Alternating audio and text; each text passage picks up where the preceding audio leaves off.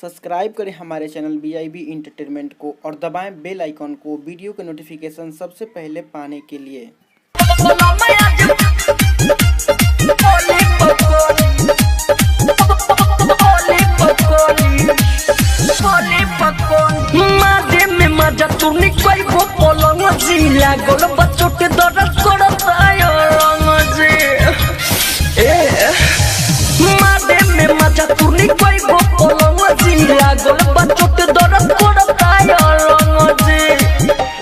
चोली न भुइया दुखटली हरे चोली न भुइया दुखटली भटराया जपोली पकली सजनाया जपोली पकली ए राजाया जपोली पकली बोलमया जपोली पकली ए राजाया जपोली आखड़ा मेरा गाड़ा खेलो तारो लागे चोट हो मेहदी बानी दू बड़ पातर।